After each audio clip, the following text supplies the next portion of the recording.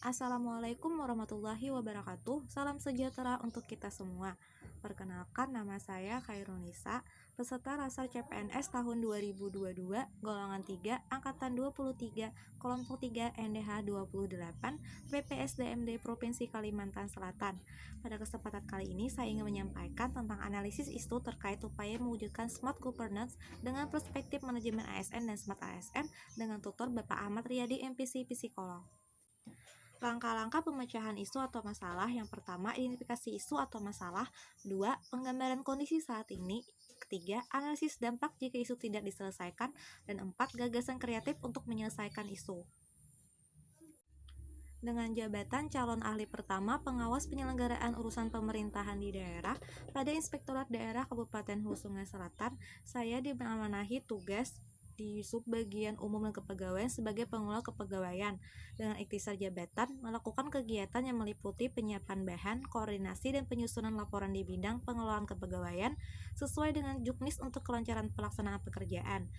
Dengan tugasnya antara lain membuat daftar absensi dan rekapitulasi pegawai, membuat surat permohonan cuti pegawai, membuat surat keterangan bebas temuan, membuat surat pernyataan melaksanakan tugas, menginventarisir dan mengumpulkan berkas dan data pegawai, dan mengetik surat pengantar. Identifikasi isu atau masalah. Selama beberapa bulan bekerja di Inspektorat Daerah Kabupaten Hulu Sungai Selatan, ditemukan beberapa isu yang perlu diperbaiki atau ditingkatkan. Yang pertama, belum optimalnya proses pembuatan surat keterangan bebas temuan, yang mana itu merupakan satu syarat bagi PNS yang ingin mutasi ke instansi atau unit kerja. Yang kedua, media sosial seperti YouTube dan Instagram Inspektorat Daerah Kabupaten Hulu Sungai Selatan yang kurang begitu aktif menginformasikan tentang kegiatan. Yang ketiga, kurangnya lemari arsip untuk penyimpanan berkas sehingga banyak berkas yang menumpuk. Yang keempat, kurang optimalnya peraturan baris-baris atau PBB pada saat apel pagi. Gunakan analisis isu berdasarkan metode APKL atau aktual problematik kekalayakan dan kelayakan atau layak. Poin pertama, belum optimalnya proses pembuatan surat keterangan bebas temuan mendapatkan nilai 16 dengan aktual 4, problematik 4, kekalayakan 3, dan layak 5.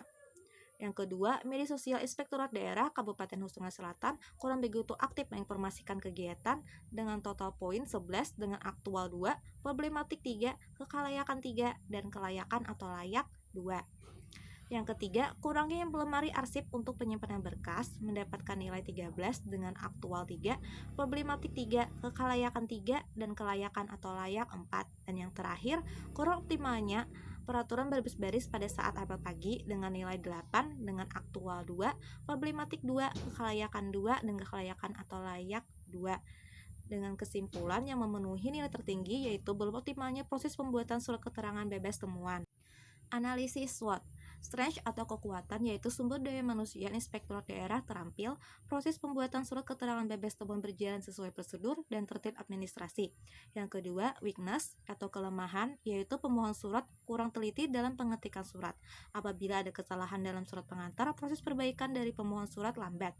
Kemudian, kurangnya sosialisasi atau informasi terkait format surat dan format surat pengantar antara instansi SKPD pemohon tidak seragam. Kemudian ada opportunities atau O, yaitu pemohon surat mendapat pelayanan maksimal dari Inspektorat Daerah, menambah keterampilan pemohon dalam mengetik surat, proses pembuatan surat keterangan bebas temuan berjalan efektif, dan format surat pengantar dari instansi pemohon seragam.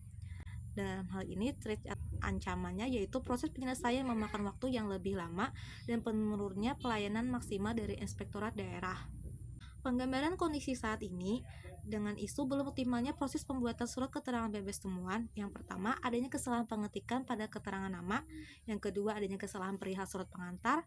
Ketiga, adanya kesalahan penulisan kata pada uraian keterangan. Keempat, format surat antar SKPD pemohon berbeda atau tidak seragam. Dan waktu proses penerbitan surat keterangan bebas temuan terhambat karena perlu konfirmasi ke pemohon surat apabila ada kesalahan. Analisis dampak jika isu tidak diselesaikan. 1. Apabila ada kesalahan keterangan dalam surat pengantar, pemohon surat harus membuat lagi surat pengantar. Dan proses penyelesaian surat keterangan bebas temuan memakan waktu yang lebih lama karena menunggu surat perbaikan. Kemudian, pelayanan yang diberikan oleh Inspektorat Daerah Kabupaten Hulu Sungai Selatan tidak berjalan maksimal karena proses pembuatan surat keterangan bebas temuan tidak berjalan efektif. Dan juga format surat pengantar dari SKPD pemohon tidak seragam karena berbeda-beda. Gagasan kreatif yang pertama menyiapkan format surat keterangan bebas temuan yang memuat keterangan lengkap, kemudian melakukan koordinasi internal, dan menyampaikan informasi ke SKPD pemohon agar mengikuti format yang telah diberikan, dan mengevaluasi tentang tingkat pemahaman SKPD pemohon tentang format surat apakah sudah mengerti atau belum.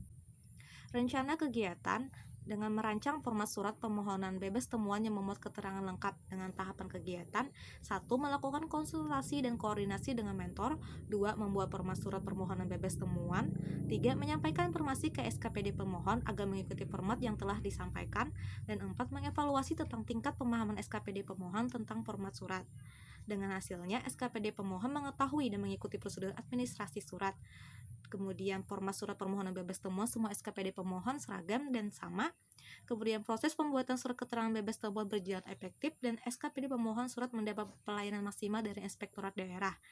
Dan keterkaitan atau keterikatan dengan Smart ASN dan manajemen ASN, yang pertama yaitu integritas, yaitu bertanggung jawab terhadap pelaksanaan kegiatan. Yang kedua, profesionalisme, yaitu saya bersikap adaptif dengan membuat format surat dengan tujuan agar surat permohonan dari semua SKPD seragam. Yang ketiga, menguasai IT dengan membuat format surat menggunakan personal komputer. Dan hospitality atau saya bersikap ramah melayani PNS yang mengantar surat permohonan.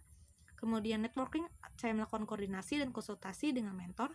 Dan entrepreneurship, saya kreatif membuat format surat permohonan bebas temuan. Demikian video dari saya, terima kasih sudah menonton, semoga bermanfaat. Wassalamualaikum warahmatullahi wabarakatuh.